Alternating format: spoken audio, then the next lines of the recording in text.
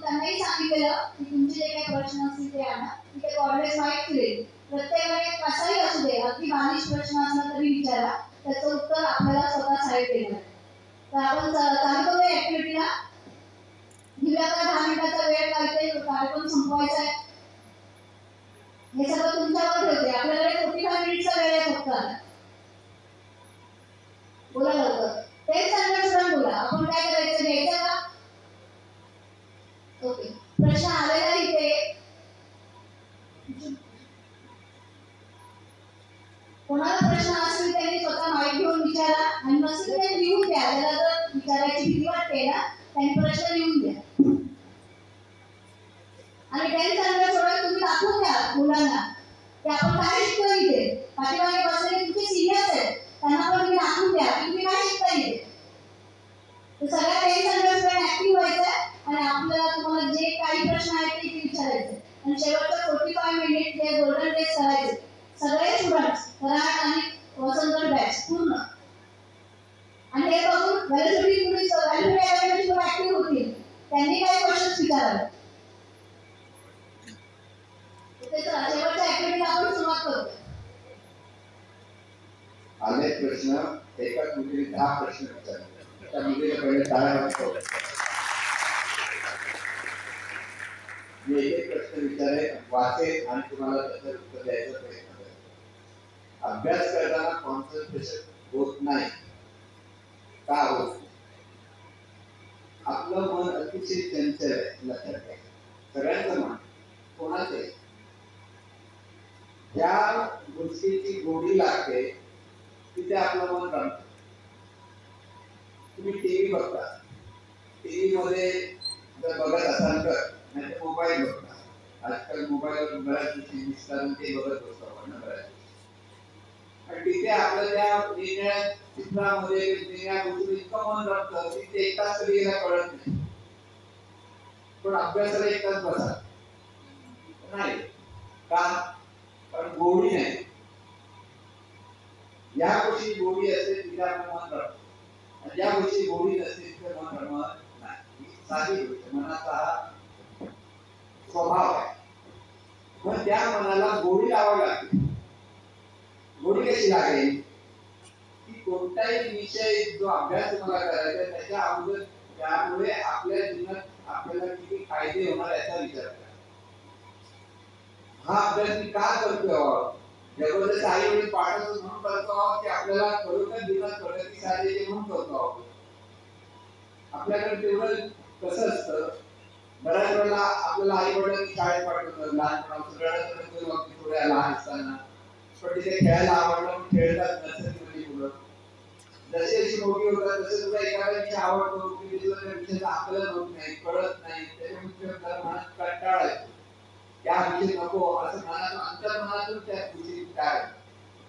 म्हणून इथे अगदी शांतपणे विचार करा की आपल्याला हा अभ्यास करून आपल्याला त्या जीवनात आपल्याला अतिशय वेगाने प्रगती करता येते.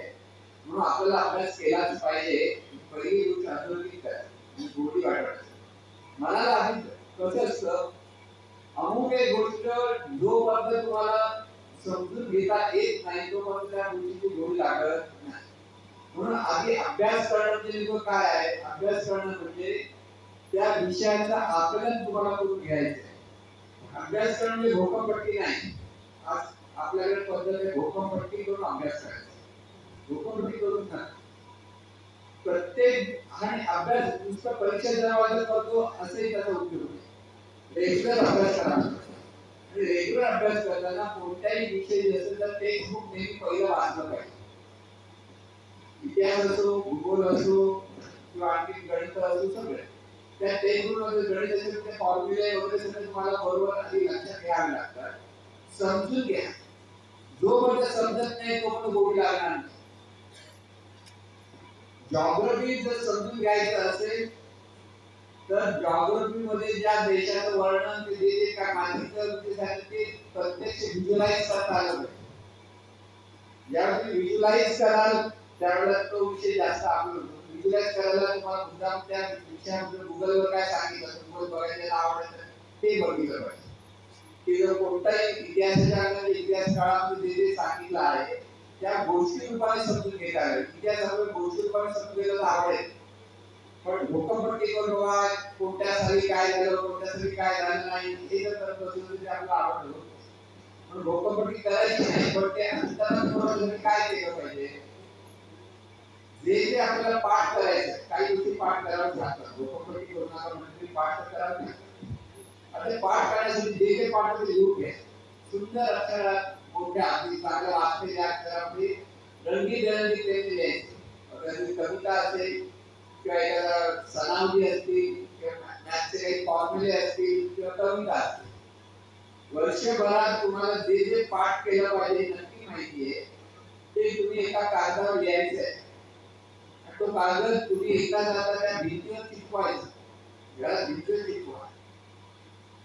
एकच त्याच्या मागे एक करायचं, रोज जाताना वाचायचं, तिथून परत जाताना वाचायचं पण पुढे जायचं. नुसतं वाचा. पाठ होतं ना काही बघायचं नाही. डोळे भरून म्हणजे प्रत्यक्ष लक्ष देऊन तुम्ही वाचायला लागाल. 15 दिवसानंतर तुम्ही डोळे बंद केले तुम्हाला ते सगळं दिसायला लागतं आणि सगळं तुमच्या अंतर्मनात प्रगट व्हायला. हे अंतर्मन प्रगट होण्यासाठी पुन्हा पुन्हा एखादी गोष्ट करत अंतर म्हणून सुंदर असेल हिरव्या रंगामध्ये, लाल रंगामध्ये, निळ्या रंगामध्ये, काळ्या रंगामध्ये असे सुंदर अक्षराने लिहा आणि ते तुम्ही जाता येता फक्त वाचायचंय. 10 मिनिटं लागतील किंवा 15 मिनिटं लागतील. ते 10 मिनिटं 15 मिनिटांमध्ये तुम्हाला जेव्हा तिथे त्याची गोडी लागेल, जेव्हा आतून कळायला लागेल की आपल्याला कळतं तेव्हा तो आनंद होतो, तेव्हा ते गोडी लागेल. म्हणून जोपर्यंत ते समजत नाही, जोपर्यंत गोडी लागत नाही, तोपर्यंत माणसाचं मन स्थिर राहत नाही. लक्षात मन स्थिर राहण्यासाठी आपल्याला विषयाचा हाताला व्यवस्थित झालं पाहिजे. त्यासाठी शिक्षकांकडून पुन्हा समजून घेता आला पाहिजे विषय आणि तो तुमच्या हितासाठी आहे.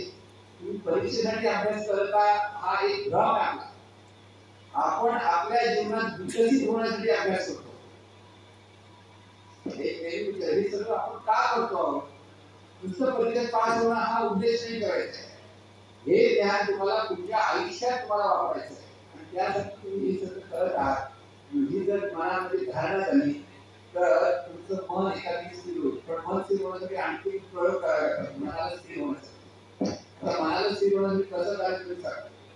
कॉन्सन्ट्रेशन पटकन होत नाही, ते कॉन्सन्ट्रेशन होतं. एकाग्र करता येत नाही मन. ते मन एकाग्र होतं. दोघांना फरक आहे.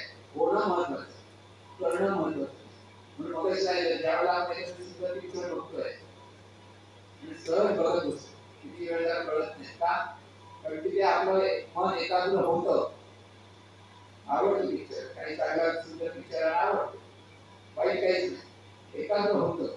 तसं अभ्यास करताना सुद्धा मन एकाग्र व्हायला हवं आणि ते मन एकाग्र होण्यासाठी आपल्याला मनाला स्थिर करण्याचा एक मार्ग तुम्हाला सांगतो. त्याला म्हणतात श्वासस्मरण. सगळे डोळे बंद करा, सगळ्यांनी करा. तुम्हाला एकाग्रता जिथे आपल्याला कळायची असेल तर सगळे डोळे बंद करा आणि श्वासाकडे लक्ष द्यायला सुरुवात करा. दीर्घ श्वास घ्या, दीर्घ श्वास सोडा. दीर्घ श्वास घ्या, दीर्घ श्वास सोडा. फक्त श्वासाकडे पाहत राहा. दीर्घ श्वास घ्या, दीर्घ श्वास सोडा. करत राहा. श्वास येतोय आणि जातोय. आतापर्यंत आपलं लक्ष नव्हतं, पण आता तुम्ही जाणीवपूर्वक ते श्वास पाहता आणि जाणीवपूर्वक तुम्ही श्वास पाहता तर तुमचं सगळं लक्ष श्वासाकडे. श्वास येतोय आणि श्वास जातोय. करत राहा. श्वास येतोय, श्वास नाकपुडी श्वास बाहेर पडतोय, नाकपुडीच्या श्वास येतोय. करत राहा. श्वास येतोय आणि श्वास.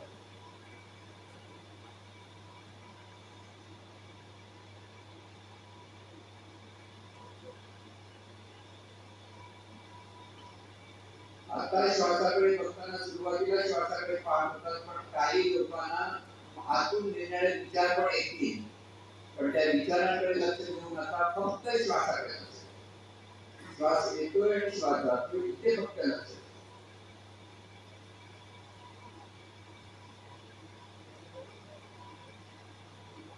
श्वास येतोय आणि श्वास जातोय. श्वासाकडे लक्ष. सगळ्यात लक्ष श्वासाकडे.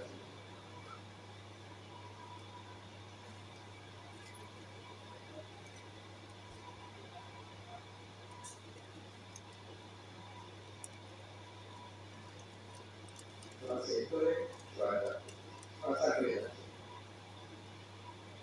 दुसरा कोणताही विचार आला तरी ते लक्ष द्यायचं नाही, फक्त श्वासाकडे लक्ष द्यायचं, हेच करायचं.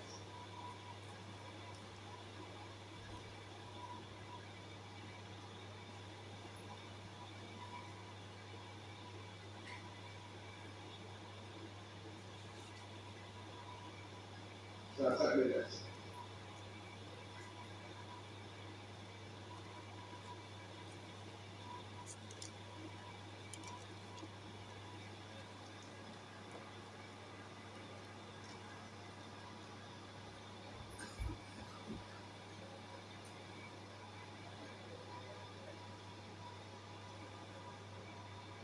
संपूर्ण लक्ष श्वासाकडे असू द्या.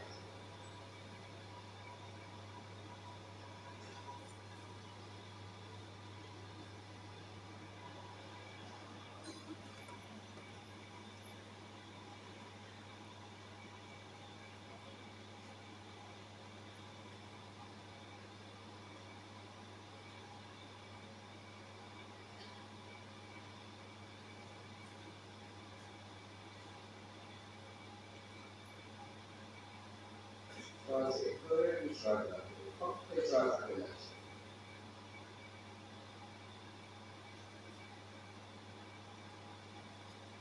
आता हळूहळू डोळे उघडा. सावकाश डोळे उघडा. मनाला शांतता लागली की नाही लागली? लागली. ज्यांनी खरोखर मनापासून प्रयत्न केला त्यांना ही शांतता मिळते आणि तिथे मन एकाग्र होण्याची युक्ती आहे. आपलं मन एकाग्र कसं केलं पाहिजे, ह्या पद्धतीने जर तुम्ही रेग्युलर हा 10 मिनिटासाठी जर अभ्यास करा, आपला वेळ कमी आहे, जास्त वेळ घेता येत नाही, पण प्रत्येकाने नुसतं श्वासाकडे पाहण्याचा अभ्यास केला, श्वास येतो आणि श्वास जातो एवढंच लक्षात ठेवायचं की बघा कसं शांत वाटतं, जरा झोप आल्यासारखं वाटतं, वाटतंय ना काही लोकांना झोप आल्यासारखं वाटतं का? मन निवांत होतं, मनाचे विचार हळूहळू टाकतात, सुरुवातीला विचार येतील, विचाराकडे लक्ष द्यायचं नाही, हे पहिलं प्रिन्सिपल लक्षात ठेवा. नुसते श्वासाकडे पहा, श्वासाकडे पाहता पाहता मनाला स्थैर्य प्राप्त आणि मन शांत होतं, निवांत होतं. आणि असंही शांत झालेलं मन परत अभ्यास करायला लागेल तर लगेच त्याच्या सगळ्या गोष्टी लक्षात घ्यायला लागतात. आणि म्हणून हे अभ्यास हा असा केला पाहिजे की मनाला पहिलं स्थिर करा. आज आपलं मन चंचल आहे आणि त्यामुळे आपल्याला एका जागी बसता येत नाही, या गोष्टी करू त्या गोष्टी करू, हे असं आपल्याला तिथे आपल्याला स्थिर मनाने बसता येत नाही. म्हणून इथे पहिला जो प्रश्न त्यांनी सांगितलेला आहे की मन कॉन्सन्ट्रेशन कसं केलं पाहिजे, तर हे कॉन्सन्ट्रेशनचा अभ्यास प्रत्येकाने करायचा, ज्याला कॉन्सन्ट्रेशन हवं असेल जरूर करा. दुसरी, जशी एक्झाम जवळ येते तशी झोप जास्त येते, अंतर्मनाला भीती वाटते, अंतर्मन हे निर्णय कारण शोधते, काही काही गोष्टी पोटात दुखायला बरं, नेमकी परीक्षा जवळ आली की त्याच्या पोटात दुखायला सुरुवात होते, खोटं बोलत नाही तो, खरोखर त्या पोटात दुखत का? सबकॉन्शियस माइंड आपलं हे सगळं रिझनिंग शोधायला लागते टाळण्यासाठी. मग आपल्याला ते नेहमी लक्षात येतं की हे काही बरोबर नाही, आपल्याला परीक्षेला तोंड द्यावंच लागतं, त्याशिवाय तुम्हाला पुढे प्रगती नाही. म्हणून झोप येत असेल तर झोप येता कामा नये, आपल्याला हा अभ्यास करायचाच आहे, एक्झामला जायचंच आहे आणि त्यासाठी अभ्यास केलाच पाहिजे. हे जसं लक्षात ठेवलं की झोप आपोआप कमी होते. सलग जास्त अभ्यास करू शकत नाही, जास्त अभ्यास करायचाच नसतो. लक्षात घ्या, 45 मिनिट्स आपली कॅपॅसिटी आहे. 45 मिनिटं तुम्ही सतत मी जे काही बोललो असेल ते सगळं काही तुमच्या लक्षात राहणार नाही, काही काही गोष्टी लक्षात राहतात, कारण अशी आपली मनाची अवस्था आहे, कळलं ना? त्यामुळे 40 ते 40 मिनिटं अभ्यास करायचा, थोडा उठायचं, पाणी प्यायचं, जरा बाहेर फिरायला जायचं नाही, फेऱ्या मारायच्या तिथेच, जरा रिलॅक्स वाटत परत बसा अभ्यास. सलग 1.5 तास बसेल, 2 तास बसा अभ्यास होणार शक्य नाही, मन तसं राहणार नाही, मनात एक असतं. म्हणून 40 मिनिटं बसायचं, 40 मिनिटं झाली की उठा, पाणी प्या, जरासं तिथे फेरी मारा, थोडं परत रिलॅक्स व्हा, की थोडंसं श्वासाकडे पहा, श्वास पाहून शांत झालं की परत अभ्यास की तुम्हाला हे सगळं काही जमते. तिसरी गोष्ट प्रश्न आहे, काही 10 प्रश्न आधी बरोबर आहेत, सगळ्यांचे खरे आहेत. अजून अभ्यासाला सुरुवात केली नसेल, सुरुवात कशी करावी, कुठून करावी,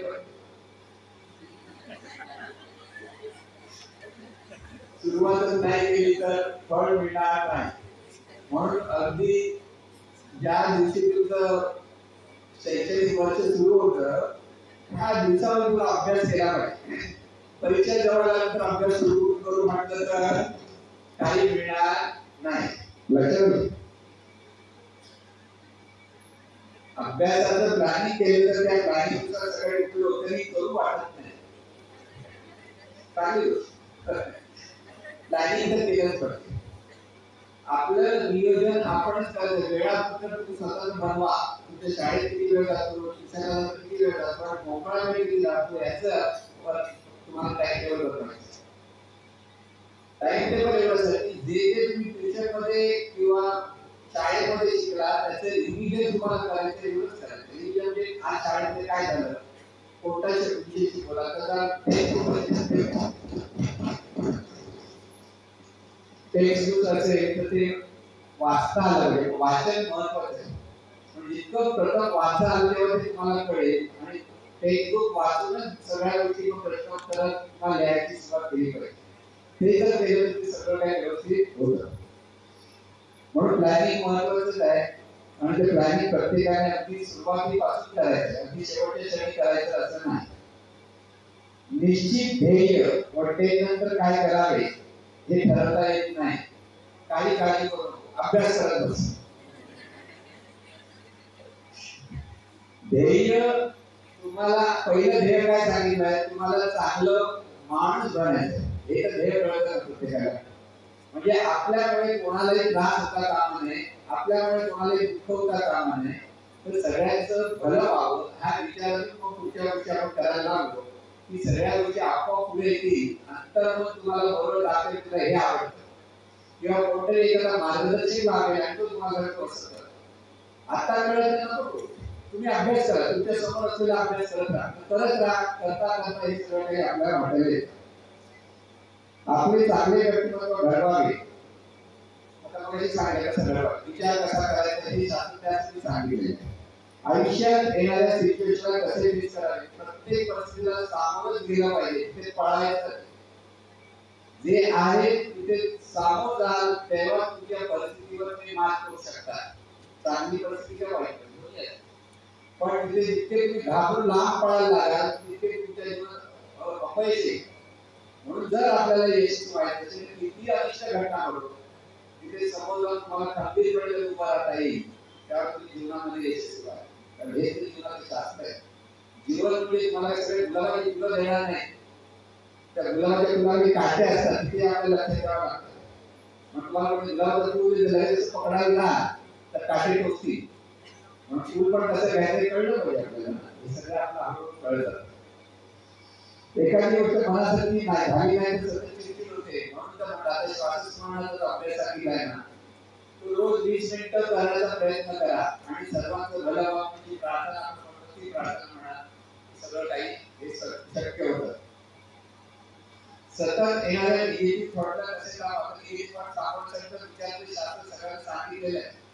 सर्वांचं भलं झालं पाहिजे, सर्वांचं कल्याण झालं पाहिजे, एकच विचार, आपण ईश्वरी शक्ती आहोत हा बोध सतत असला पाहिजे. त्याच्यासाठी सगळं काही शक्य होतं. म्हणजे 10 प्रश्न ज्या मुली विचारले तुमच्याबद्दल मी परत करतो आणि त्याबद्दल तिने हे सगळं लक्षात ठेवावं, तिच्या मैत्रिणी पण लक्षात ठेवावं आणि त्याच्यात परत प्रश्न आले तर माझ्याकडे वाचावे, मी परत उत्तर द्यायला तयार आहे. आता प्रश्न तर भरपूर आले. लोक काय म्हणतील याचा विचार कसा बंद करायचा. सबसे बडा लोक क्या कहेंगे लोक. लोक म्हणजे 4 टाळी असतात आणि आपण त्या 4 टाळ्यांकडे जास्त लक्ष द्यायला काम दिसतं. तुम्ही जर चांगलं काम करत असाल, लक्षात घ्या, तुम्ही तुमच्या मनापासून चांगलं काम करत असाल तर कोणाच्याही बापाला घाबरायची गरज नाही. लोक काय म्हणतील याला बघायची गरज नाही. चांगलं काम करायचं, वाईट काम करायचं, लोक काय म्हणतील याचा विचार करा. दोन्ही बाजूने बघायचं. लोकांचं भलं झालं पाहिजे, पण जेव्हा चांगलं कार्य करतात ते कार्य करायला निर्भय काम केलं पाहिजे. ते लोक म्हणजे तुमच्या माणसं विरोध करणारी मला विचारतील त्याची किती काळजी काही कारण नाही. लोकांसाठी करून नका, तुमच्यासाठी जीव करा, लोकांच्या भल्यासाठी जीव करा. हा लक्षात घ्या. परीक्षेच्या वेळेला काही आठवत नाही त्यावेळेला काय करायचं, म्हणून रोज अभ्यास करणं म्हणजे बघायचं नाही ना. गैरमंत्राला शास्त्र जर रेग्युलर केला तर परीक्षेच्या वेळेस सगळं बरोबर वाटतं, मग स्थिर झालं. परीक्षेला जाण्याच्या अगोदर बसताना सुद्धा थोडा वेळ श्वासाकडे लक्ष द्या, मन स्थिर करा, सगळं काही आठवायला लागतं. जेव्हा अस्थिर मन असतं तेव्हा आठवत नाही. म्हणून ज्यावेळेला खरोखर मी अभ्यास केलेला आणि आठवत नाही, थोडा वेळ डोळे बंद करा आणि श्वास अगदी श्वास शांतपणे घ्यायचा प्रयत्न करा. 2 ते 3 मिनिटात तुम्हाला ते आठवायला लागेल आणि हा अभ्यास प्रयत्न करा. बघा तुमच्याकडे लगेच कळेल. परीक्षेत कमी मार्क पडले तर आपण डिमोटिव्ह होतो, तेव्हा काय करायचं, अभ्यास करायचा. आपण रस्त्यावर केळीच्या सालीवर पडलो तर काय करायचं, उठलं पाहिजे, परत चालला. डिमोटिव्हेशन कारण पडला तो काय न्यायचं होईल का, प्रॅक्टिकल आहे. अरे पडला, घसरला, लागलं, बाबा चला हात उठव की नाही, उठवत असं पण चाललं. तर परत अभ्यास केला पाहिजे, परत अधिक अभ्यास केला पाहिजे, हे आपल्याला कळलं पाहिजे. निराश होण्याचं काहीच कारण नाही. आणि मन स्थिर होण्यासाठी काय आपण सांगितलंय प्रश्न करत आहे. आफ्टर 10 नंतर आम्हाला काय जमू शकतं ते कळत नाही, काही आवश्यकता नाही जमू दे, अभ्यास कर. हा त्याचं उत्तर मग सांगितलं. एक्झाम फक्त 1 महिन्याचा ताण खूप येत आहे, अभ्यास होत नाही, यावर काय करायचं. अभ्यास होत नाही म्हणून टेन्शन येते. मूळ टेन्शनचं कारण काय, आपण अभ्यास बरोबर करत नाही, आपल्याला उत्तर देता येणार नाही, असं ज्या विचार प्रेशर वाटतं. कळलं का? म्हणून सुरुवातीपासून अभ्यास केला पाहिजे. परीक्षा जवळ आली की अभ्यास करायला बसे, त्याच्याने काही होत नाही की त्याच्याने ज्ञानही प्राप्त होते. रेग्युलर अभ्यास केला ज्ञान आणि सगळे लक्षात मार्ग मिळण्यासाठी अभ्यास करता हा उद्देश चांगला करा. तो एक साईड इफेक्ट आहे, सपोर्ट इफेक्ट. तुम्हाला ज्ञान मिळण्यासाठी अभ्यास करता, व्ह्यूज बदला. आपल्याला प्रत्येक विषयाचं ज्ञान कळलं पाहिजे आणि हे ज्ञान कळलं आणि मग तुम्ही अभ्यास करा, तर मार्गही मिळेल, ज्ञानही मिळेल. नुसतं मार्गासाठी अभ्यास होत नाही. आजकालचं पॅटर्न तसं आहे आपल्याकडे. खरं म्हणजे मार्गाला जास्त महत्व आहे, ज्ञान किती घेतल्याला महत्व येत नाही. ते आता आपल्याकडे राजकारण मागलेले त्याला आपण काय करू शकत नाही. आपल्याला ती परिस्थिती समोर सापडून जायची. आपल्याला ज्ञानासाठी अभ्यास करायचा आहे, पण मार्क जास्त मिळाला तरी या 100% मार्क्स काही सांगितलं ते. अभ्यास करूनही हवी तशी मार्क्स मिळत नाही, त्यामुळे ताणतणाव बाहेर कसे या. अभ्यास करूनही म्हणजे योग्य तो अभ्यास करूनही मार्क मिळत नाही, हे असं. बऱ्याच वेळेला आपण पुस्तक बरोबर वाचतो किंवा असं आपण इकडे तो विद्यार्थीकडे बघतो, पण कोणाला बरोबर बघतो. तसा अभ्यास उपयोगाचा नाही. अभ्यास म्हणजे 40 मिनिटं पूर्ण एकाग्रतेने अभ्यास झाला पाहिजे, आवडीने अभ्यास झाला पाहिजे. कोणत्या अभ्यास त्याचं रिव्हिजन पुन्हा केलं पाहिजे. रिव्हिजन शिवाय रिव्हिजन प्राप्त होत नाही. रिव्हिजन मध्ये विजन आहे, लक्षात ठेवा. हे विजन मिळवण्यासाठी रिव्हिजन करणं फार महत्त्वाचं. पुढचे धैर्य म्हणजे काय मला कळलं नाही. धैर्य कसे ठरवायचे, ध्येय म्हणजे धैर्य. पुढचं ध्येय ठरवण्यासाठी पहिला आपण ज्या स्टँडर्डला आहोत त्या स्टँडर्ड मधलं यश प्राप्त करणे हे पहिलं ध्येय आहे. ते पहिलं ध्येय घेतलं की मग तुमच्या ध्येयासाठी बरोबर त्याच्याकडे मार्गदर्शक मिळतील. अनेक मार्गदर्शक आहेत शिक्षणासाठी काय काय करावं, आपला किती आहे काय ह्याबद्दल आपल्याला सांगत असतात. तिथे पण आता आपलं एकच ध्येय पाहिजे, ते म्हणजे आपल्याला 100% मार्क्स मिळवायचे, म्हणजे 100% ज्ञान मिळवायचं. ज्ञानासाठी अभ्यास हे आपलं ध्येय असतं. How to manage all subject. तुला जे आवडतं ते पहिले कर, सगळं करायला जायचं एकही होणार नाही. कसं असतं, जसं परीक्षाच्या स्टँडर्डला जातात बऱ्याच वेळेला मॅथ्सचा पण अभ्यास करायला जातात, बायोलॉजीचा पण अभ्यास करायला जातात. आणि दोन्ही एका वेळेला त्याला प्रेशर वाटते, हे पण होत नाही, ते पण होत नाही. त्यामुळे आधी तुला काय करायचं आहे तिथे, तुला जर गणित आवडत असेल तर मॅथ्सचा अभ्यास कर, तुला बायोलॉजीचा अभ्यास, फिजिक्सचा अभ्यास किंवा जास्त कॉन्सन्ट्रेट कर आणि त्याच्यात तुला मॅनेज करता येईल. मुख्य विषय ते पहिले समजून घ्यायचा प्रयत्न कर की त्याप्रमाणे तुला प्लॅनिंग करता येईल की how to do quality study. Quality study ही रेग्युलर स्टडीचा क्वालिटी स्टडी नेहमी लक्षात ठेवायचं. रोज तुम्ही जे पुन्हा पुन्हा पुन्हा वाचणार असाल आणि त्याप्रमाणे मनामध्ये ते पॉइंट तयार होतात, मनामध्ये चिंतन कराल, त्यामध्ये सबकॉन्शियस माइंड मध्ये जातं, त्यामध्ये ती क्वालिटी स्टडी असते. नाही तर बाकीची क्वालिटी स्टडी नसते. सबकॉन्शियस माइंड ज्यावेळेला हे सगळं ज्ञान ऍक्सेप्ट करतं, ते ऍक्सेप्ट करणं ते क्वालिटी स्टडी आहे. आणि सगळं सबकॉन्शियस माइंड आणि कॉन्शियस माइंडचा अभ्यास आहे, हे लक्षात घ्या.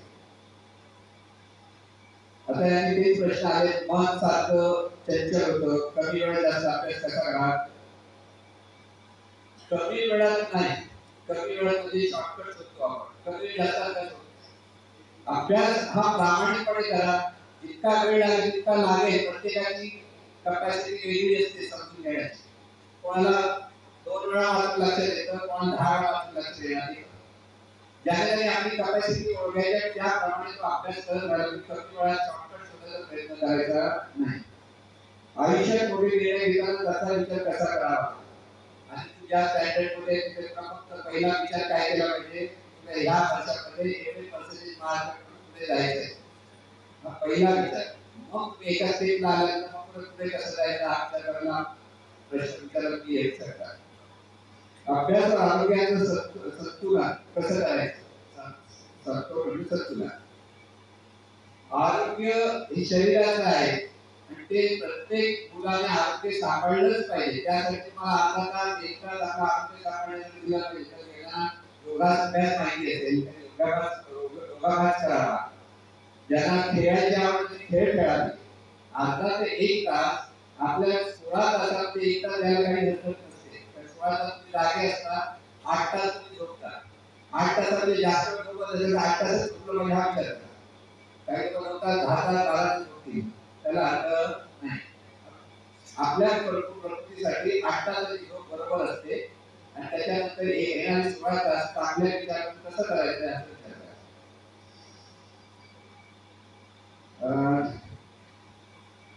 डिस्ट्रॅक्शन पासून कसे वाचावे हे आपणच ठरवायचं.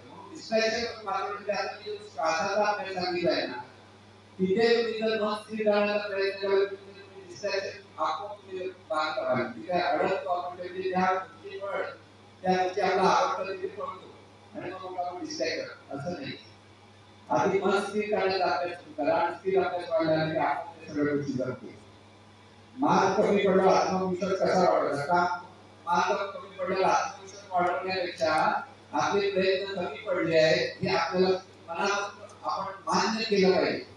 आता आपण असा अभ्यास केला, इतकं चांगले लिहिलं, त्याचे मार्क्स कमी लिहिले असं दुसऱ्याला करून देऊ नका. कमी पडले ह्याचा सरळ अर्थ की आपण अभ्यासाला कमी पडलो आणि अभ्यासासाठी चांगला करण्यासाठी आपल्या शिक्षकांकडून पुन्हा मार्गदर्शन घ्या आणि पुन्हा पुन्हा अभ्यास कसा झाला पाहिजे याचा विचार करा. लाईफ पीसफुल होण्यासाठी काय करावं, मग मी सांगितलं होतं. लाईफ पीसफुल होण्यासाठी आपल्याला आपलं मन शांत केलं पाहिजे. जोपर्यंत मन शांत होत नाही, मन स्थिर होत नाही, तोपर्यंत मनाला शांती मिळणार नाही.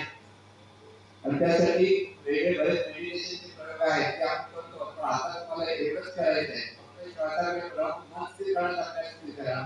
मग पुढे तुम्हाला अधिक चांगलं काही शिकायचं ते येऊ शकतं. मनातील भाव न घाबरता कसे व्यक्त करावे.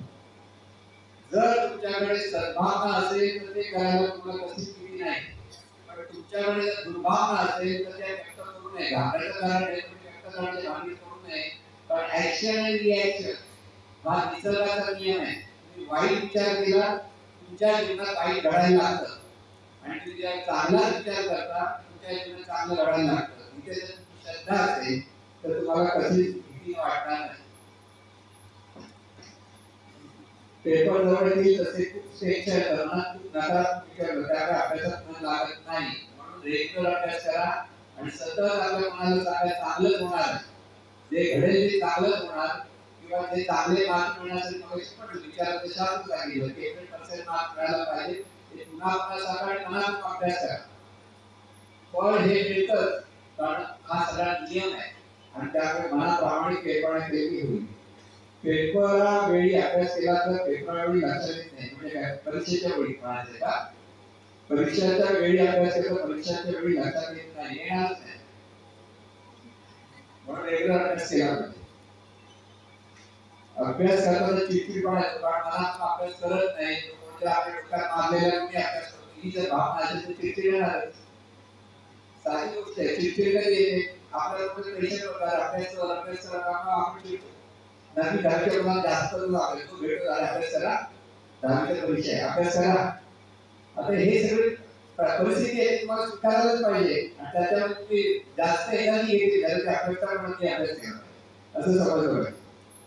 सायन्सचे पाठांतर होत नाही, सायन्सचे पाठांतर होण्यासाठी सायन्सचे जे नियम तुम्हाला लक्षात ठेवायचे एका कागदावर लिहा, चांगल्या अक्षरामध्ये सगळे फॉर्म्युले वगैरे जे असते ते व्यवस्थित लिहा आणि पुन्हा पुन्हा त्या भिंतीवर चिकटून ठेवा घरातल्या, आणि जाता येता नुसतं पाहायचं वाचायचं, कळलं न कळलं विचार करू नका, मन लावून वाचत जा. आपोआप 15 ते 30 दिवसानंतर तुमच्या सबकॉन्शियस माइंड मधून ते सगळं तुम्हाला आठवायला लागेल, सगळं काही कळेल. बघा, ज्या एखाद्याला 15 दिवसात एखाद्या महिन्याने कळेल, एवढंच फरक पडेल. ही प्रत्येकाची कॅपॅसिटी ग्राह्य करण्याची कॅपॅसिटी वेगळी असते, त्यामध्ये होऊ शकतं. आपण चांगले वागले की लोक आपल्या चांगल्या सवयीचा फायदा घेतात, तेव्हा काय करावे, चांगली फायदा घेतात का वाईट? आपल्या चांगल्या वागण्याचा लोकांना जर फायदा होत असेल तर त्याला घेऊन द्या, त्याचं भलं वागणं शांत बसा. त्यासाठी आपण चांगले काय वाईट वागलं पाहिजे असं अर्थ नाही, चांगलंच वागलं पाहिजे. काय लोक वेळोवेळी वागतील तुमच्याशी, पण तुम्ही शांत राहा, त्याच्यावर विरोध करायला जाऊ नका. आपल्याला सतत चांगलं माणूस व्हायचंय, आपल्याला चांगला विचारच केला पाहिजे आणि लोकांशी चांगलं वागलंच पाहिजे. जगामध्ये असे अनेक तुम्हाला भेटतील, त्याच्यावर तुम्हाला विरोध करतील, तुम्हाला हसतील, तुम्हाला बावळट म्हणतील, पण तुम्ही जर चांगलं वागत असाल तर तुम्हाला कशाची काळजी करायची गरज नाही. असं साधी गोष्ट आहे. आजकाल पार्ट्या करणं सहज आहे ना, मोठी लोक लहान काही जास्त विचार सांगत नाही तुम्हाला, पण आजकाल पार्ट्यांच्या नावाखाली मोठी लोक दारू पिणं हे त्याच्यासाठी प्रेस्टिजियस इश्यू झालेलं आहे, प्रेस्टिज आहे. आणि एखादा माणूस दारू पित नाही, बावट आहे, पण तो बावट शहाणा असतो आणि बाकी मूर्ख असतो, कळलं का? ते नंतर त्याच्या जीवनामध्ये जे वाईट परिणाम येतात नशेमुळे, ते त्यावेळेला वाईट वाटायला असतं. म्हणून आपण जर चांगलं कार्य करत असतो आणि इतर त्याचा वाईट फायदा घेतला तर घेऊ दे, पण तुमच्या जीवनात तुम्ही चांगले यश मिळवणारच. इथे मनात वेगवेगळे विचार करण्याचं कारण त्याचा हा मनाचा स्वभाव आहे. आपण 5 ज्ञानेंद्रियांनी जगाची संस्कृती डोळ्यातून पाहतो, कानातून ऐकतो, नाकातून रस जाणतो, स्पर्श जाणतो, जिभेने स्वाद जाणतो, या 5 गोष्टी आपण जगाची संस्कृती होण्यासाठी करत असतो. आणि त्या संस्कृतीचे विचार पुन्हा पुन्हा आपल्याकडे येतात आणि हे सगळे विचार आपण अंतर्मनात जातात, अंतर्मनात पुन्हा ते विचार येतात. हे सगळे चक्र आपल्या जीवनात चालू असतं. इथे आपल्याला राजहंसासारखं वागता आलं पाहिजे. राज कसं करतो, दुधाचं दूध आणि पाण्याचं पाणी वागला करतो ना, तसं चांगला विचार कोणता आणि वाईट विचार कोणता हे आपल्याला ठरवता आलं पाहिजे. चांगला विचार केला तर चांगल्या विचाराप्रमाणे जीवन जगायचं, वाईट विचाराचा आपण आळा लागायचा नाही. चुकून वाईट संगतीच्या लोकांकडे जाऊ नका, वाईट मागणाऱ्या लोकांच्या संगतीत जाऊ नका, चांगल्या लोकांच्या संगतीत राहिलं पाहिजे. हा विचार इतका करा. जे मुलं अभ्यास पाहिजे, ज्यांचा अभ्यास कमी होतो त्यांच्या अभ्यास लोकांच्या संगतीत राहिलं पाहिजे. ही आपली मित्र मैत्रिणी जे कोणी असतील ते अभ्यास जसं आपण केलं पाहिजे, ही जर संगत आपण करायला कामाला. म्हणून या सगळ्या गोष्टी संगतीतून आहेत. म्हणून अभ्यास करायची इच्छा कशी निर्माण करायची, खायची इच्छा कशी होतो, हे काय आवडती वस्तू आहे हे पाहिजे म्हणजे हा पाहिजे, अभ्यास करायला पाहिजे का नाही वाटत हे तर तू शिकलं पाहिजे. कळलं ना? परीक्षेला 2 महिने राहिले तर त्याचे टाइम टेबल कसे तयार करायचे? 16 तास अभ्यास करण्यानंतर टाइम टेबल करणं त्याच्यात यश. कळलं? अभ्यासाशिवाय पर्याय नाही. अभ्यासाची इफेक्टिव्ह पद्धत कोणती? रोज अभ्यास करणं, रेग्युलर टाइम टेबल ठेवून 8 दिवसानंतर पहिल्या दिवशी जे केले त्याचे पॉइंट्स लिहायचे असतात. जो आपण करता जे जे तुम्हाला लागेल स्वतःचे एक पॉइंट बनवून वही ठेवा. ते पॉइंट तयार करायचे आणि त्या पॉइंट्स प्रमाणे तुम्ही 15 दिवसानंतर पुन्हा ते पॉइंट्स रिव्हिजन करायचे. आता ते पॉइंट्स कळले नाही तर पुन्हा पहिला अभ्यास पुन्हा ते पॉइंट असे 3 ते 4 वेळा केले की परमनंट आपल्याकडे मेमरी मध्ये ते सगळे विषय जातात, जास्त न जातात आणि त्यामुळे सगळा काही अभ्यास होऊ शकतो. 16 वर्षापासून ऍडिक्शन पासून कसे वाचावे? चांगल्या लोकांनी संधी द्या. ऍडिक्शन असेल, वाईट गोष्टीचं ऍडिक्शन असेल तर तुला त्या ऍडिक्शनपासून सुटायचं आहे. आपल्या मनामध्ये इच्छा असेल तर कोणत्याही चांगल्या मार्गदर्शकाच्या सानिध्यात जा आणि तिथे त्याच्याकडनं सतत मार्गदर्शन घेऊन त्याच्या संगतीतून स्वतःच्या ऍडिक्शन बाजूला करता येईल. वाईट ऍडिक्शन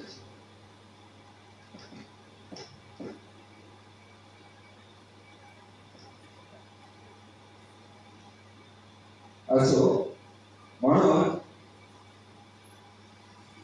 आता हा प्रश्न आहे, मॅनला वेलॉसिटी अकॅडमीशी कोणता प्रॉब्लेम आहे? काय म्हणायचं त्याला कळलं नाही. वेलॉसिटी अकॅडमीशी काय प्रॉब्लेम आहे ते मॅनकडे जाऊन सोडून घेता येईल तुम्हाला. फक्त चांगले कर्म करून अभ्यास न करता सक्सेस मिळेल का? नाही मिळणार. अभ्यास हा केलाच पाहिजे तेव्हा अभ्यासात सक्सेस मिळेल. चांगलं काम केलं तर जीवनात सक्सेस मिळेल. तर दोन्ही गोष्टी पूर्वकारी पोषक आहेत, पण दोन्ही गोष्टी आपल्याला केल्या एकच सोडून चालणार नाही. समजेल?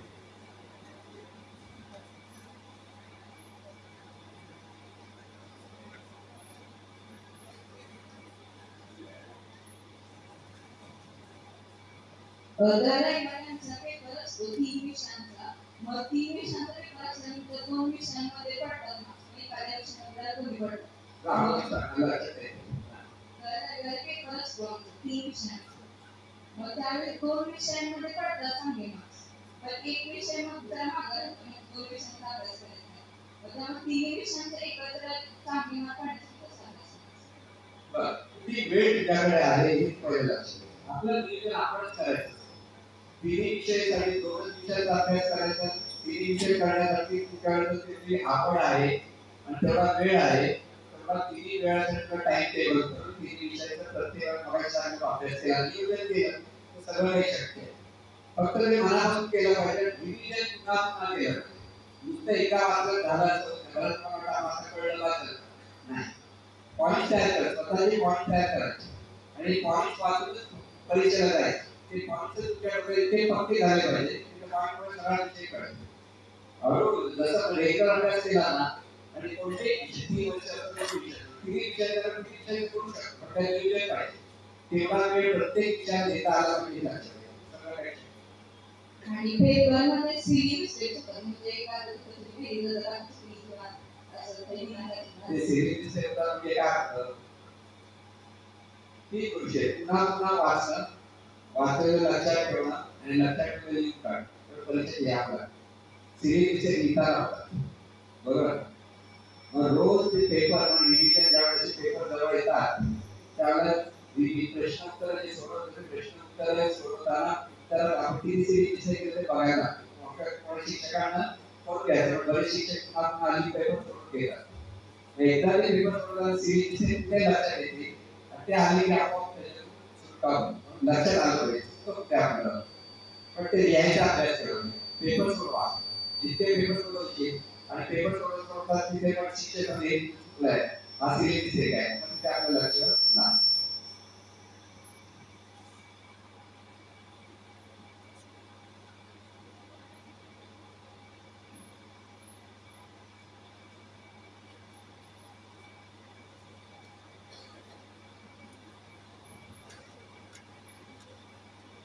राग आणि चिडचिड फार होते, ती कशी कंट्रोल करायची? वय राग आणि चिडचिड करण्याचं आपलं वय राग म्हणजे फोर्स असतो, एनर्जी असते. तुझं वय किती आहे? 17 वर्ष. 16. 17 वर्ष, 16, 17, 18 हे 3 वर्ष आहेत ना, ती रागायची. कारण एनर्जी भरपूर असते ना, आणि मला जर का घडत नाही राग होतो. तिथे शास्त्र मग श्वासस्मरण करायला शिकवलं ना मी, ते तू रोज अर्धा तास करत राहा. रोज अर्धा तास मनात कर, दरवेळी न दरवेळी नंतर. पण ज्यावेळेला हे ज्यावेळेला कळेल मन शांत होते, आपण राग करून राहायचं. तो अभ्यास तुला करावा लागेल. मग अशी कोणतरी प्रश्न विचारला होता की आपण चांगले आहे म्हणून लोक आपला फायदा घेतात, पण ते आपल्याबद्दल वाईट पण विचार करतात. मग त्यावेळी आपण कसं विचार करायचा? लोकांना काय करायचं करू द्या, आपण चांगलं करायचं. लोकांच्या विचाराप्रमाणे आपण नाही वागायचं. मी मगाशी म्हणाला टीका करणारे कोण असतात? 4 लोक असतात, 4 टाळी, जास्त लोक नसतात. आपलं जग किती मोठं आहे, जग म्हणजे सगळं ब्रह्मांड जग आहे, पण तुझ्या अवतीभोवती किती माणसं आहेत? 50 माणसं, 100 माणसं, त्यातली 4 माणसं तुम्हाला विरोध करतात, आणि ते जाऊन लोकांना करून देतात.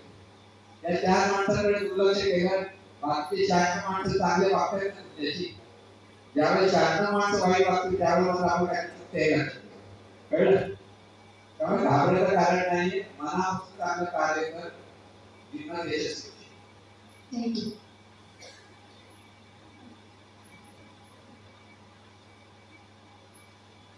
मला वाटतं प्रश्न तुम्हाला विचारायचे आहे.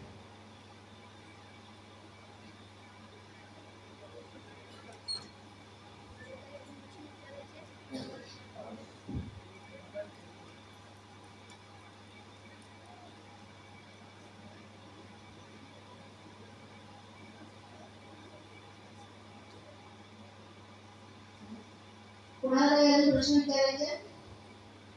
सगळ्यांचे प्रश्न विचारून झाले. आता शेवटचे 10 मिनिटं वेळ ठेवला आहे. आता मला एक प्रश्न विचारायला हवे की अकॅडमीचा मला काय प्रॉब्लेम आहे? मला काही प्रॉब्लेम नाही आहे तुमचा. मी ऍक्च्युली हा कार्यक्रम माझे फक्त 50 स्टुडंटसाठी ठेवणार होते. तुमच्या सरांनी पण सांगितलं आमच्याही मुलांना द्या, म्हणून मी तुमच्या अकॅडमीचं नाव केलं आणि घेतले. तुमच्या अकॅडमीमध्ये माझेही काही गेल्या वर्षी स्टुडंट्स आहेत. नावाने तुम्हाला माहित असेल की बऱ्याच वेळा तुमच्या अकॅडमीत येते, मुलं अगदी पळत येतात माझ्याजवळ. तुम्ही पाहिलं असेल बऱ्याचशा इतर स्टुडंट्सने ते काय येतात किंवा मी त्यांना काय शिकवलं. आज मी साहेबांकडून तुम्हाला जे मार्गदर्शन घेत आहे ते तुमचं वय 16-17, आणि आज आम्ही सुद्धा साहेबांकडून मार्गदर्शन घेतोय ते आमचं वय आहे 45-50 एज. तुमचं वय घसरत आहे. आम्ही नेहमी सांगत असतो तुम्हाला, पण रोज सांगणारे शिक्षक आणि रोज सांगणारे आई हे पूर्वी करलं जातं. म्हणून तुम्हाला ऍडिशनल आमच्याही पेक्षा सिनियर माणसं आम्ही तुमच्या समोर का बसवली, तुम्ही त्यांचं तरी ऐका. आमचं तुम्ही ऐकता, पण 100 10 गोष्टी, त्यांच्या अजून 10 ऐका, त्याच्यातून अजून 20 होईल, त्यातून तुमचं आयुष्य घडेल. एवढा प्रामाणिक आणि स्वच्छ हेतू होता. कुठल्याही अकॅडमीबद्दल मला काही भय नाही, फक्त तुम्ही शांतपणे बसून त्यांचा जेवढं तुम्ही बोलाल ना तेवढे साहेब बोलतील आणि तुमच्या प्रश्नाची उत्तर मिळतील. ऍक्च्युली मी माझ्या क्लासेसमध्ये आधीच सांगितलेलं तुम्ही तुमचे प्रश्न काढून ठेवा, आणि जेव्हा तो इंटरॅक्ट शेवटचा वेळ होता माझ्या मुलांकडे बरोबर प्रश्न आले आणि अजून तो रंगला ना, अजून प्रश्न पाहिजे. आता तुमच्या वतीने मी एक प्रश्न विचारले की जो तुम्ही विचारला नाही एकूणच 10वी आणि 11वीच्या स्टुडंट्सच्या मनामध्ये प्रश्न आहे, परंतु तो तुम्ही विचारला नाही साहेबांना, पण मी विचारते तुमच्या वतीने. मी एक ॲज अ स्टुडंट सर मला असा प्रश्न विचारायचा आहे की आता ह्या वयामध्ये आम्हाला गुलाबी रंग दिसतात फार, आम्ही डान्समध्ये जातो किंवा अभ्यास करता करता आम्हाला लक्ष लागत नाही, अचानक काहीतरी गोष्टी आठवतात आणि त्याच्यातच रमावं असं वाटतं आणि पुन्हा त्या अभ्यासाच्या ट्रॅकवर येऊन वाटत नाही. मग याच्यासाठी काय सोल्युशन? म्हणजे असं काही आहे की अगदी चुकीचं, म्हणजे क्लासमध्ये सुद्धा झालेला एखादा जोक आठवतो, मग ते जोक आठवला जोकमध्येच रमतो आम्ही, किंवा मोबाईलचा साधा आवाज जरी आला तरी असं वाटतं की उठून बघावं कोणाचा फोन आहे, कोणाचा मेसेज आहे, आणि त्यावेळेला मन कंट्रोलमध्ये राहत नाही. आणि मग अशा वेळेला तो मोबाईल घ्यायचं इतकं हे होतं, म्हणजे मनावरचा ताबा सुटतो आणि तो मोबाईल बघितलाच जातो. आणि ती 5 मिनिटं बघता बघता ती 5ची 15 कधी होतात हे कळतच नाही. आमच्या मनाला मुलांच्या वतीने मी विचारते, बरोबर आहे ना प्रश्न? तर मग अशा वेळेला आम्ही चांगला विचार करतोय, आम्हाला चांगले मार्क्स हवे, आम्ही अभ्यास पण करतोय, मनावरचा कंट्रोल काही केला राखता येत नाही आणि तो सुटतोय आणि कळतंय सुद्धा की बाबा 15 मिनिटं वेळ गेला, आता आपल्याला पुन्हा अभ्यासावर यायला पाहिजे. पण कॉन्सन्ट्रेट करायला पुन्हा आणि 10 मिनिटं जातात, मला 25 मिनिटाचा वेळ इथे गेला. मग पुन्हा टेन्शन येतं, अरे बापरे 2 तासाचं प्लॅनिंग केलेलं, अर्धा तास तर गेला, आता राहिला 1.5 तास, आता 1.5 तासामध्ये एवढं कव्हर होणार का? मग पुन्हा टेन्शन येतं. अशा वेळेला ही सिच्युएशन कशी टॅकल करायची? इथे एक नेहमी लक्षात ठेवा, मन आपलं चर्चा आहे, त्यामुळे काही प्रश्न नाही. पण एक लक्षात ठेवायचं, इथे आपल्याला स्वतःला निश्चय करायचा, निश्चयाचं बळ महत्वाचं आहे. इथे मला हे करायचंच आहे आणि तिथे मग कोण येवो की कोणी काही बोलवो, कोणी विचार कसं श्वासाकडे पाहताना तर विचार येतात, तिथे लक्ष नाही द्यायचं. तुम्हाला फक्त श्वासाकडे तसं ती सवय लागली, तुम्हाला फक्त अभ्यासच करायचा आहे. म्हणून हे जे वय आहे तुम्हाला, हे नेहमी लक्षात चंचल आहे आपण, ही परिस्थिती स्वीकारा, पण निश्चय करा की मला हे करायचं आहे आणि तिथे जरा सुद्धा किती मोठ झालं तरी जायचं नाही. काही किती मोठं काम आलं तुम्हाला, ते 45 मिनिटं 50 मिनिटं अभ्यासापासून दुसरं काहीच करायचं नाही. ते मनाला आधी निश्चय करून सांग आणि निश्चय करून करायला लागला तर पहिल्याच कदाचित मन इथे राहिले होईल, मग ऐकणार नाही. पण पुन्हा पुन्हा निश्चय करा, पुन्हा निश्चय करा, पुन्हा बसा. 7 ते 8 दिवस ते 10 दिवस हा निश्चयाच्या अंगाने बऱ्याच वेळेला मन इथे पळवायला लागेल, पण हळूहळू मन कव्हर होते, परत बरोबर कंट्रोलमध्ये. पण निश्चय केला स्वतःच्याच मनाला, आपण चुकलो हे सांगत राहायचं, चुकलाय अभ्यास केलाच पाहिजे, चुकलाय अभ्यास केलाच पाहिजे, जाणीव जेव्हा होते तर मन हळूहळू कंट्रोलमध्ये पटकन येणार नाही. म्हणून स्वतःला नेहमी स्वतःची बोला, आपण बरोबर करतोय चुकीचं करतोय हे जेव्हा आपल्याला कळायला लागेल, त्यामुळे या सगळ्या गोष्टी शेवटी सगळं करायचं ते तुम्हीच. मन आपलं फिरतं हे आपणच, इकडे फिरतो, मन फिरतं आपणच. त्यामुळे निश्चय केला म्हणजे मला एका वेळामध्ये एवढाच अभ्यास करायचा, काही बघायचं नाही. आणि तो वेळ झाल्यानंतर तुम्हाला थोडा वेळ फक्त तिकडे तिकडे जायचं जाऊ शकता. मन स्थिर करण्याचा अभ्यास प्रत्येकाला केलाच पाहिजे. स्थिर करण्याचा मनासाठी आपली शिबिरं घेतो, तर तो आता वेळ तुमच्यासाठी नाही शिबिराचा. पण ज्यावेळेला तुम्हाला आणखी वेळ असेल तर मुद्दाम शिबिराला या, तिथे प्रत्येकाकडे मेडिटेशन कसं करायचं आणि मन स्थिर कसं करायचं हे शिकवलं जातं. आज तो विषय आपण इथे जास्त घेतलेला नाही, फक्त श्वासोच्छ्वासाच्या मिनिटात 10 मिनिटाचं सांगितलंय. तिथे दिवसभर 1 तास 1.5 तास कसं बसायचं आपण शिकवतो. आणि बरेच मंडळी स्थिर होतात, त्यावेळेला कोणाला इकडे तिकडे विचार येतो, फक्त अभ्यास नंतर शिकवतो.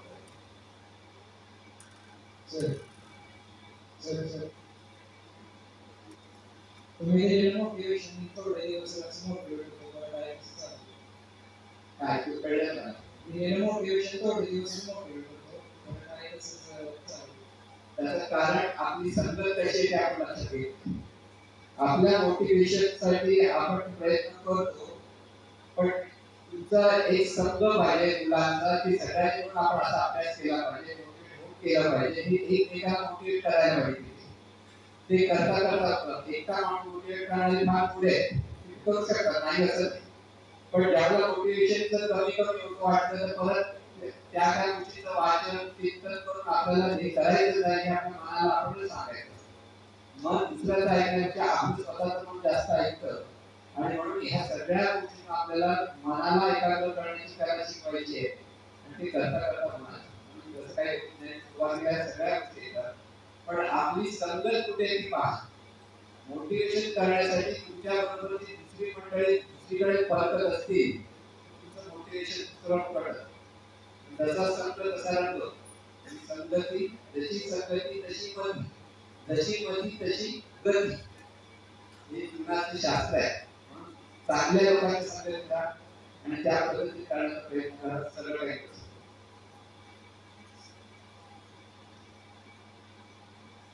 दुसरा प्रश्न तयार होईपर्यंत मी एक प्रश्न विचारते, दोघांनी तुम्ही प्रश्न तयार करा. आता शेवटच्या 10 मिनिटांमध्ये चर्चा खूप रंगत चालली, पण आपल्याला थांबावी लागणार वेळ यावी. पण 10 मिनिटं वेळ आपण घेऊया सरांचा मागून, चालेल का?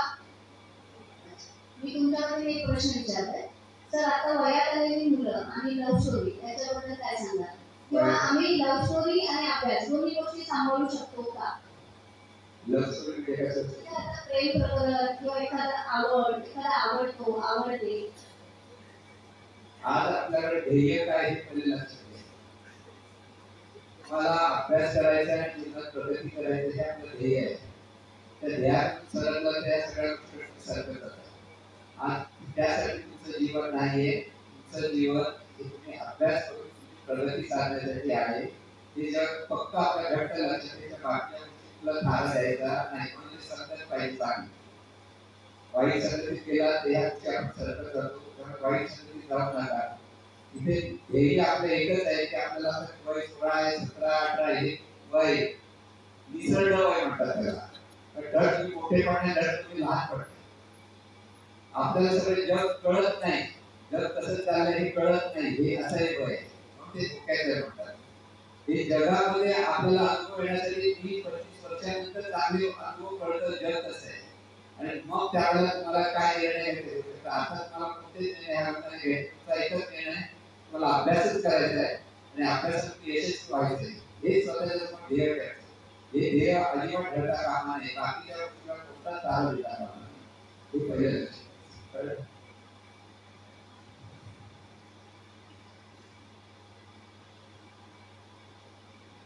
काही प्रश्न आहे? अच्छा, पालकांच्या वतीने मी प्रश्न विचारते. आता मी पालक म्हणून बोलते की आत्ताच्या आमच्या मुलांना आम्ही पालक एक विलन वाटतो. म्हणजे आम्ही त्यांची सगळ्या बाजूने काळजी घेतो तर त्यांना ते आवडत नाही. किंवा अभ्यास कर म्हटलं तर त्यांना ती कटकट वाटते. तर आज आम्ही पालक म्हणून असा विचार करतो की आज आम्हाला जे मिळालं नाही ते मुलांना मिळावं. आम्ही शिकलो नाही की तुम्ही शिका. आमच्याकडे परिस्थिती नव्हती तर आम्ही तुम्हाला ते अवेलेबल करून देतो. तुम्ही चुकीच्या मार्गावर जाऊ नका म्हणून आम्ही काही ठिकाणी कडक होतो. पालक म्हणून आम्ही कुठे चुकतो? ते लक्षात ठेवायचं.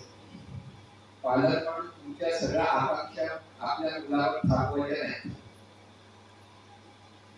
डॉक्टरला आपल्या मुलाने डॉक्टर व्हावं वाटतं आणि त्याला डॉक्टर आवड नसेल तरी तो म्हणाले डॉक्टर झाला पाहिजे. PRC मध्ये डॉक्टर इंजिनियर होते, बंगाली आहेत. त्यांचा मुलगा तर इंजिनियर व्हावं म्हणून इंजिनिअरिंग कॉलेजमध्ये माझ्या मुलाच्या बरोबर मित्र होता. पण त्याला ते इंजिनिअरिंगची अजिबात आवड, त्याला आवडती चित्रकलेची. म्हणजे 17-18 वर्षी पण ते वडील इतके रागट होते की त्याला मारायची. त्याला मार्क्स मिळत होते कारण त्याला लक्ष लागलं. पण त्याचा मामा तसा एक आर्टिस्ट होता. त्या मामाकडे जाऊन त्याने शिकता शिकता ॲनिमेशन मध्ये एवढा एक्सपर्ट झाला आणि या कंपनीमध्ये तो डायरेक्टर. लक्षात घ्या, आपल्या मुलाची शिक्षणाच्या बाबतीत आवड पालकांना जर समजत नसेल तर त्यांनी फक्त एखाद्या एक्सपर्टकडे जाऊन त्याची आवड काय तर मुलाबरोबर म्हणजे मानसिक लेवलला चर्चा झाली पाहिजे. तर काही मुलांची आवड असते, काही मुलांची आवड नसते. त्यामुळे त्यांना कोणतं आवडतं ते पाहता आलं. तिथे त्याला अभ्यास करायला म्हणून सुद्धा काम आहे. तुम्ही कटकटच होते.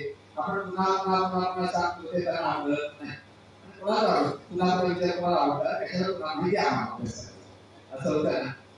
पण तिथे पालकांनी इतका फोर्स करू नये. पण तिथे लक्ष मात्र असं अभ्यास करतो की नाही. थोडंसं कधी छान केलं अजून थोडं एवढंच म्हणतात. पण आपण काय करतो, अजून अभ्यास केला अजून लक्ष अजून इकडे होतो तिकडे होतो असं वाटावं करत नसेल तर विद्यार्थी बऱ्याच वेळा मुलं बऱ्याच वेळेला कंटाळतात. पालकांनी लक्षात ठेवायचं त्याची आवड काय, आवडीप्रमाणे त्याला ते शास्त्र अभ्यास दिला पाहिजे. ही एक भाग येतो. आणि दुसरा भाग म्हणजे त्यांना जास्तीत जास्त सांभाळून काम करा. प्रेशर खाली ठेवू नका. प्रेमाने शिकवा, प्रेमाने सांगा. तुम्ही जर जबरदस्ती आढावा करत असाल तर त्या मुलाला कोणाला आवडत नाही, कोणाला आवडत. म्हणजे ह्या गोष्टी प्रत्येकाने लक्षात ठेवायच्या. मुलं म्हणजे हे मन त्याचं नेहमी शरीर धावाला करण्याचं धाव असतं. पण त्याला जवळ करण्यासाठी आपण प्रेमाने जितकं समजून सांगतो तितकं ते व्यवस्थित राहतं. पालकांसाठी ही बाजू नाही की जबरदस्ती कोणाला करू नका आपल्या पाल्यांना. तर उलट त्यांना चांगलं कसं हे ज्ञान प्राप्त होईल ते प्रेमाने बोलून सांगण्याचा प्रयत्न करा.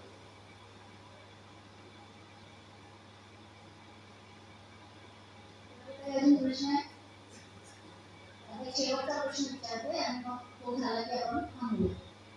शेवटचा प्रश्न असा आहे की मित्रमैत्रिणींबद्दल गॉसिपिंग करणं, कमेंट्स करणं किंवा शिक्षकांबद्दल लेक्चर संपल्यानंतर गॉसिपिंग कमेंट करणं हे योग्य का अयोग्य?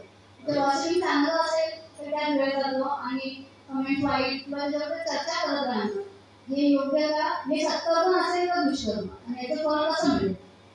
बघा, गॉसिपिंग हे नेहमी दुष्कर्मच असतं. कारण त्याच्यात आपण आपले मन अगदी खराब करून टाकतो आणि इतरांचे पण खराब. आणि म्हणून गॉसिपिंग हा खरं म्हणजे संकुचित मनाचा स्वभाव आहे. आपल्याला संकुचित नाही राहायचं. आपल्याला जीवनामध्ये चांगल्या चांगल्या गोष्टी करायच्या आहेत. मुलात चांगलं माणूस घडायचं. हा विचार नेहमी करतो की चांगला माणूस हा गॉसिपिंग कधी करण्यात भानगड पडत नाही. म्हणून गॉसिपिंगच्या मागे लागायचं नाही. पण काय बोलत ते थांबणारा निघून जा. आपल्याला आपला अभ्यास, आपलं जे जीवन आहे ते आनंदाने जगायचं. गॉसिपिंग करून कोणच खुश होत नाही. तेवढा ते हसण्यासारखं असतं ते पण मूर्खपणा असतो. एखाद्याला तिकडून हसलं जातं. कोणाच्या रंगाला पाहून हसणं म्हणजे ते दुष्कर्म ठरतं आणि त्याच्यातून आपल्याला दुःख निर्माण होतं. म्हणून गॉसिपिंग करू नका. आपण आनंदाने चांगल्या गोष्टीचा आस्वाद कसा घ्यायचा हे शिकायचं.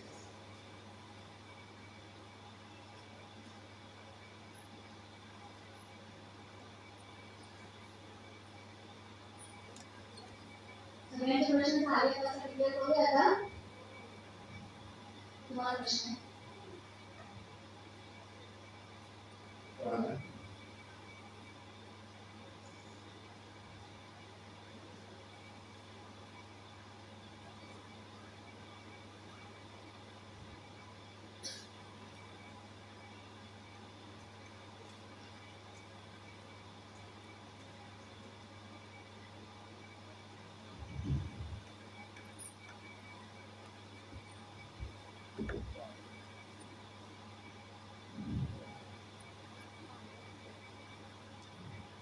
हा प्रश्न असा आहे, आपण एखाद्याला मित्र मानतो आणि तो आपल्याला काहीच समजत नाही तेव्हा काय करायचं?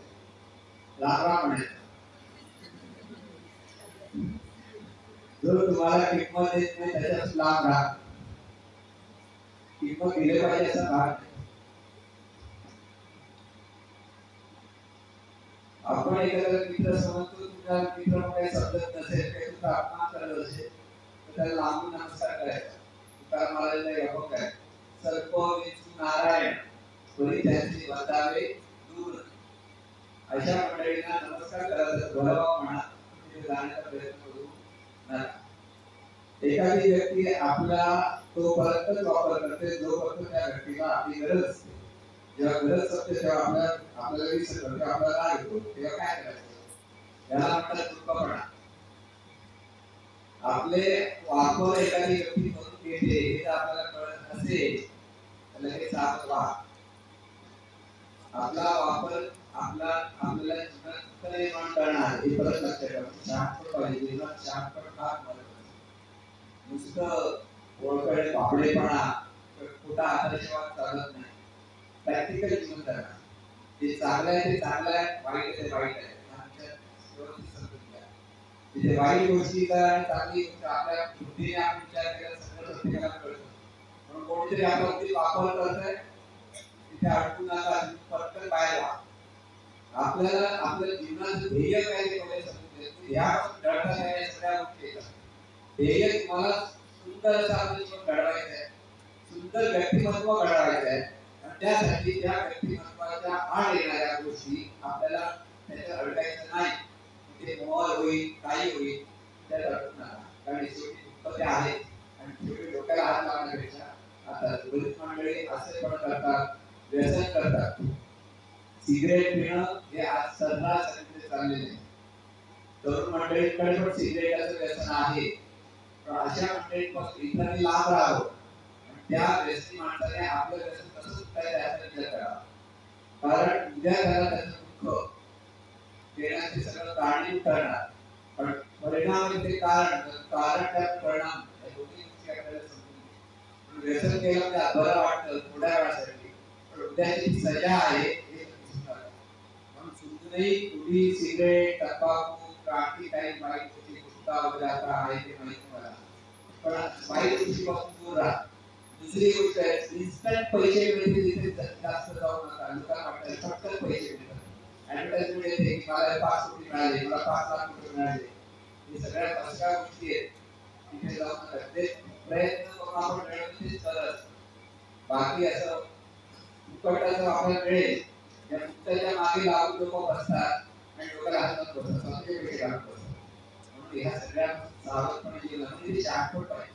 पण हे करण्याचं तुमचं वय म्हटलं, जग जितकं सुंदर आहे तितकं जगामध्ये अनिष्ट घटना बी घडतायत.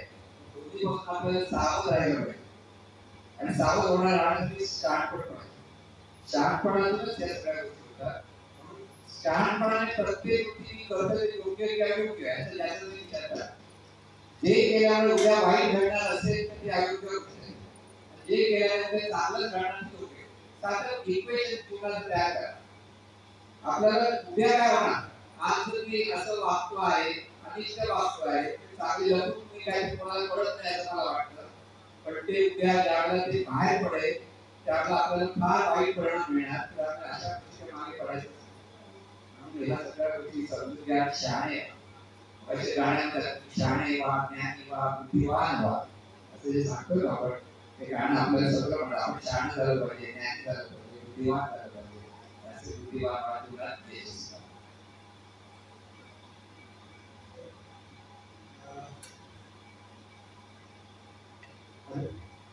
ऐकलं मला तर म्हणजे आपल्याला मार्गदर्शन केलं खूप, म्हणजे त्यांची सहमत आहे, पूर्ण म्हणजे सहमत आहे. कारण मी जेव्हा 11वी होतो त्यावेळी त्यांनी जे सांगितलं की बाबा असा अभ्यास करा, तसा अभ्यास करा, मी त्याला सोबत होतो. आणि तिथे एक माझं एका क्वेश्चन विचारला, मोटिवेशन आता भेटलं पण नंतर मग ते राहत नाही. मला असं वाटतं की मोटिवेशन नावाची काही गोष्ट नसते. जर तुम्हाला करायचं असेल तर तुम्हाला कोणाची मोटिवेशनची गरज लागत नाही. आणि मोटिवेशन म्हणजे तात्पुरतं असतंच. ते तुम्हाला जोपर्यंत मनातून वाटत नाही की बाबा मला हे करायचं आणि हे करू दाखवणार, तोपर्यंत तुम्ही करू शकत नाही आणि तोपर्यंत तुम्हाला थोडंसं आवडत नाही. ठीक आहे, मी जास्त वेळ घेत नाही. मी विश्वजित सुद्धा, ठीक आहे. आणि तुम्हाला जर मार्गदर्शन हवं असेल तर बाहेर तुम्ही तुमचं नाव आणि नंबर नोंदवू शकता बाहेर काउंटरवर. आणि त्याचबरोबर हे सेशन पूर्ण संपन्न झालं असं घोषित करतो. धन्यवाद. Thank you sir.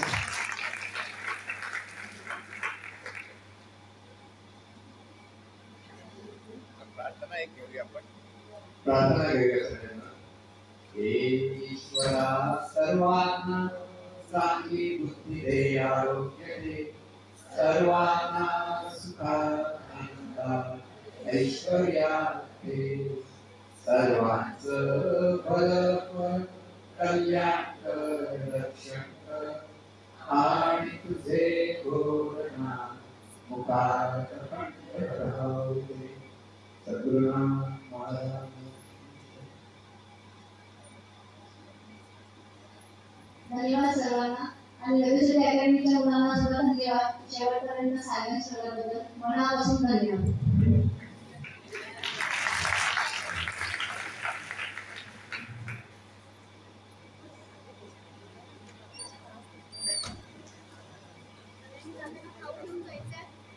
सगळ्यांनी जाताना खाऊ घेऊन जायचंय. एकेकाने ओळी